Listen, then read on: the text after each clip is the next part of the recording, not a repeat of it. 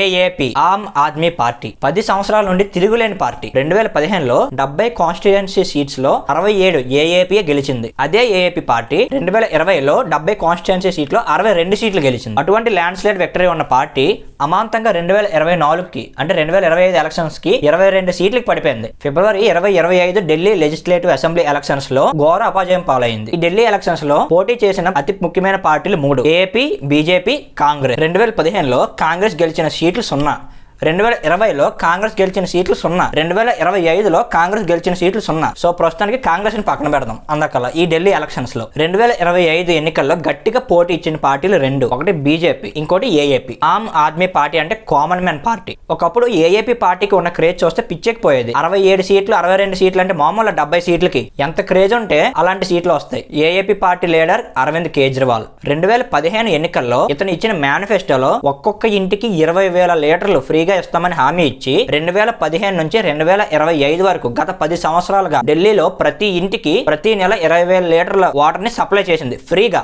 2025, 2015 ఈ మధ్య సంవత్సరంలో కూడా ఢిల్లీ గవర్నమెంట్ స్కూల్స్ లో ఇన్ఫ్రాస్ట్రక్చర్ కూడా చాలా ఇంప్రూవ్మెంట్ అయ్యేలాగా మనం గమనించాం. ఈ ఏఏపీ పార్టీ స్కూల్స్ డెవలప్మెంట్ లో కూడా చాలా యాక్టివ్ గా పార్టిసిపేట్ చేసింది. ఇలా ఎన్నో గొప్ప గొప్ప స్కీమ్స్ ఢిల్లీ పబ్లిక్ యూజ్ అయ్యేలా ఈ ఏఏపీ పార్టీ ఇంప్లిమెంట్ చేసింది. కానీ ఎంత పెద్ద పార్టీ అయినా నెగిటివ్స్ కామన్. ప్రతి దానికి ప్లస్లు మైనస్లు ఉంటాయి. అయితే ఈ ఏఏపీ పార్టీకి ఆమ్ ఆద్మీ పార్టీకి ఉన్న నెగిటివ్స్ ఏంటంటే, for example water, electricity, bus rates ఇలా అన్ని ఢిల్లీ పబ్లిక్ కి చాలా ఫ్రీగా ఇచ్చింది. ఇలా ఇవన్నీ ఫ్రీగా ఢిల్లీ పబ్లిక్ ఇచ్చేయడం వల్ల ఫైనాన్షియల్ గా ఈ గవర్నమెంట్ చాలా ఇబ్బంది పడింది. అయితే ఉన్నట్టుండి సడన్ గా ఈ గవర్నమెంట్ ఎంత ఫెయిల్ అవడానికి కారణం ఏంటి? ఈ అపజయానికి మనం 3 కారణాలు గమనించవచ్చు. Number 1, enforcement directory. ఇది ఢిల్లీ లిక్కర్ పాలసీకి కనెక్ట్ అయి ఉంటుంది. సో ఈడీ అరవింద్ కేజ్రీవాల్ మీద ఒక పెద్ద ఆరోపణ చేసింది. ఈ ఆరోపణ ఏంటంటే, అరవింద్ కేజ్రీవాల్ గవర్నమెంట్ లిక్కర్ పాలసీలో చాలా లంచాలు తీసుకుని గోవా అండ్ పంజాబ్ ఎలక్షన్స్ లో తన ప్రచారం కోసం ఆ డబ్బును వాడుకుందని ED government Arvind Kejriwal government పై ఆరోపణ చేసింది. సో ఈ ఆరోపణ వల్ల అరవింద్ కేజ్రీవాల్ మార్చ్ 21, 2024 అరెస్ట్ అయ్యారు. కానీ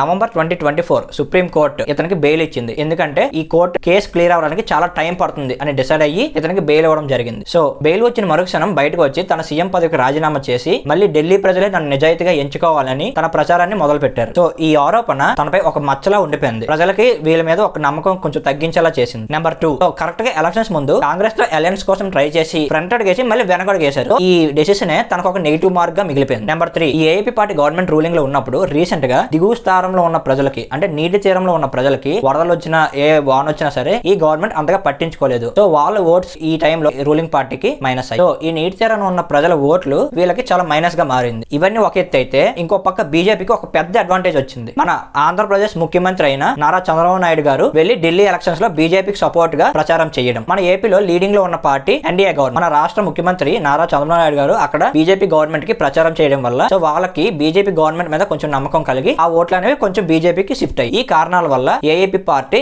చాలా నష్టం చూసింది. మొత్తానికి 2025 ఎలక్షన్స్ లో ఓన్లీ 22 సీట్లకి అంకితమైంది. రూలింగ్ ని బీజేపీ చేతిలో పెట్టేసింది. ఇలాంటి ఇన్ఫర్మేటివ్ వీడియోస్ కోసం మన ఛానల్ ని సబ్స్క్రైబ్ చేసి గంట కొట్టి లైక్ చేసి షేర్ చేసి మీ ఒపీనియన్ ని కామెంట్ సెక్షన్ లో కామెంట్ చేయండి.